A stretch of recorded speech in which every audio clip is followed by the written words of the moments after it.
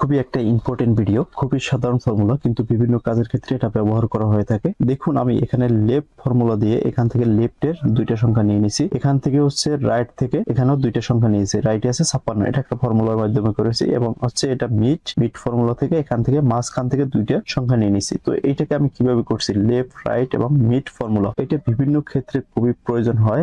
যারা জব করেন তারা বুঝতে পারতেছেন। তো আমি এই ফর্মুলাটাকে ডিলিট করে দিলাম। দেখুন, এখানে আমরা জাস্ট এখানে ইকুয়াল সাইন দিয়ে লিখবো হচ্ছে লেফট, LEFT, লেফট লেখার পরে এখান থেকে বলছে টেক্সট হচ্ছে আমার এটাকে সিলেক্ট করার পরে কমা বাটনে ক্লিক করব।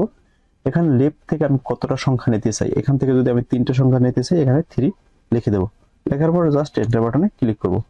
দেখুন, এই যে লেফট থেকে আমার 3টে সংখ্যা চলে আসছে, 1 2 3। এখানে যদি আমি 2 লিখে দেই, দেখুন আমি যদি এখানে ক্যারেক্টার চেঞ্জ করি, দেখুন এখানে 12 চলে আসছে, 12। তো এভাবে লেফট দিয়ে কাজ করতে পারবেন। এবং রাইট ফর্মুলা ঠিক সেম ভাবে আমরা ফর্মুলাটা লিখবো RIGST। রাইট লেখার পরে এখানে ট্যাব বাটনে ক্লিক করব। এরপর হচ্ছে টেক্সট সিলেক্ট করার পরে আমরা কমা দেব। কমা দেওয়ার পর নাম্বার অফ ক্যারেক্টার, আমরা রাইট থেকে কতটা সংখ্যা নিতে চাই, এখান থেকে যদি আমি 2টা নিতে চাই, এখানে 2 লিখে দেব। এরপরে এন্টার বাটনে ক্লিক করব। দেখুন, অনেকটা বড় নাম্বার থেকে যখন আপনি লেফট থেকে কিছু নাম্বার নিতে চান বা রাইট থেকে কিছু নাম্বার নিতে চান, সেক্ষেত্রে আপনি এইভাবে করতে পারবেন। আবার এমনও হয় যে মাঝখান থেকে আমার কিছু সংখ্যা নেওয়া দরকার আছে, দুই সাইডের সংখ্যা আমার দরকার নেই, সেক্ষেত্রে আপনি মিড ফর্মুলা ব্যবহার করতে পারবেন। এখানে জাস্ট ইকুয়াল সাইন দেব।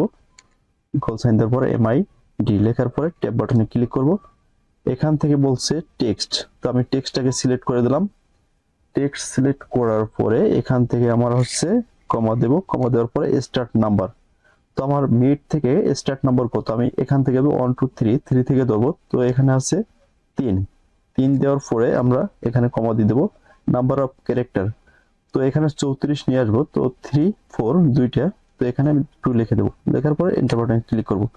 দেখুন 3 4 চলে আসছে। এখন যদি আমি স্টার্ট যদি 4 নাম্বার থেকে দেই, এখানে 3 কেটে দিলাম, 4 নাম্বার থেকে যদি দুইটা ধরি, তাহলে এখানে 45 চলে আসবে। দেখুন এই 45। আশা করি পুরো ফর্মুলাটা বুঝতে পারছেন। আজকে এই পর্যন্ত, সবাই ভালো থাকুন। আসসালামু আলাইকুম।